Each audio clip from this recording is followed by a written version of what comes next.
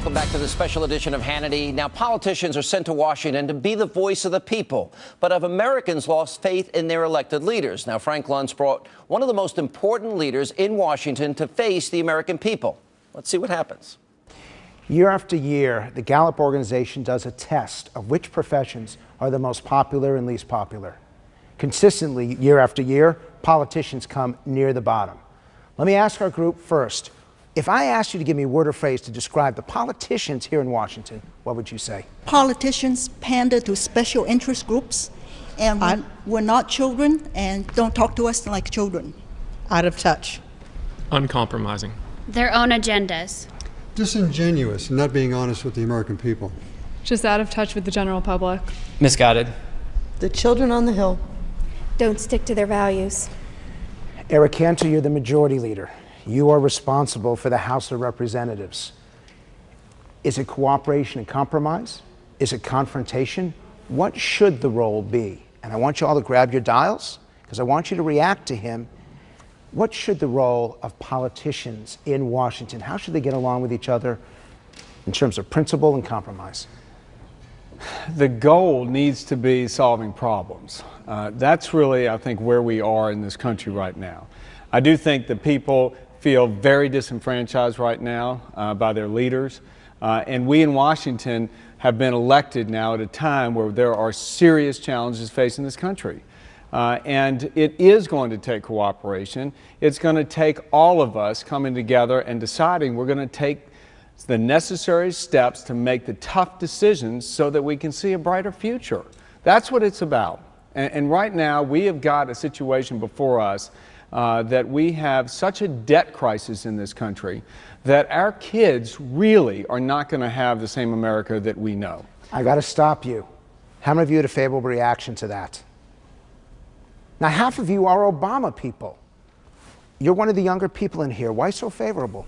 Because I think he's right. As someone with over $200,000 in student loans and I'm not able to pay them off because my taxes keep going up, I'm becoming a lot more fiscally conservative. I loved it. It wasn't, political. It wasn't partisan per se. It was as much as you can be objective, trying to solve a problem. Looking at the issues out there, our country is partisan, and you're right. It doesn't matter who's responsible for it. It needs to be solved, and it takes an approach like that of working together to do it. Yeah, but you still can't give someone, who's just been in office for 2 years, you can't expect someone, to clean up an 8+ year mess in 2 years. He sounded honest, and it would be so refreshing if politicians who come to Washington remember that did he sound honest to you? Yes, he did.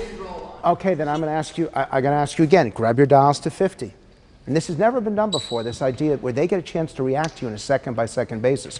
You're off the charts among both Obama and McCain voters. But I got to ask you, the politicians, there's so little respect for them right now, so little trust and confidence in them. What can you do over the next 18 months to instill trust and confidence, whether it be the budget or anything else that you handle? Everyone at 50, react. It really is about, those of us here who've been elected to come to Washington, putting ourselves in the shoes of our constituents and saying, look, what is it that they're feeling? What is it that the working mom in Miami feels when she wakes up and has to worry about, number one, getting her kids to school and then paying the bills at night and how she's going to make it through the end of the month?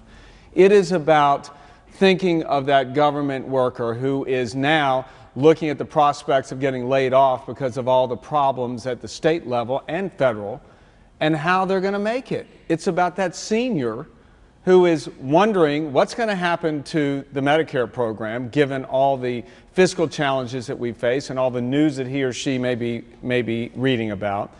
And really, all these people, I don't care where you live in this country, people operate on an implicit assumption here in America that we're all going to have a fair shot in this life. And somehow that notion has been turned on its head of late. Does he get it? Yep. He thinks he gets it. Actions speak louder than words. We had about an hour until the government nearly shut down, and time again, continuing resolution after continuing resolution after continuing resolution. We need a budget passed. We don't have time, and people have their jobs on the line waiting for something to get passed. Go ahead. And we We need to have transparency. I mean, it's one thing to say we've got this deficit and we're chipping away at it, but what are we chipping away at, and what does that effect have on us? How would you answer her? Right. Well, the question is, how does this debt affect us? And what are we going to do in this government to try and solve problems and not put it on your backs? Because frankly, it's been Washington, both sides, Republican and Democrats, that have brought us to this point. You know, and so it's each person that affects differently. Okay, some people have money, some people make over $250,000. You got to tax them 30%. You know. How do you respond? Well, you know, again, I think we got to go back and think about what makes us all Americans. And what brought us here and what brought our ancestors here was they were in search of a better life. Most of our ancestors came to this country because they were looking for a better life for themselves and their kids. And it really is about opportunity in America. Everybody's going to have to give something up because this country's been living above its means for 50 years. Everybody has to sacrifice. So you can't keep saying that, you know, we're going to give stuff to people at the same time you're saying we have to cut the notion of opportunity doesn't come from government. That's my point. Okay, and we've got and we have got to make sure that people got that fair shot. But it doesn't mean that we should have a safety net in place for people who don't need it. Amen. We've got to have safety nets in place for people who need it. That's what's behind a lot of the reform ideas that we Republicans are trying to put forward. We'd love to work together and cooperate to try and get to a point in this country where we can see a brighter future. That's what it's about. And you're right, you can't, the time is up for us to think that you can have everything for nothing. Does he get it? Okay. Yeah. Eric Cantor, thank you very much. We give our All-American Focus Group a chance to interview 18 freshman members of Congress, and no questions are off limits. You don't want to miss this unprecedented, exclusive interaction. That and much more coming up next.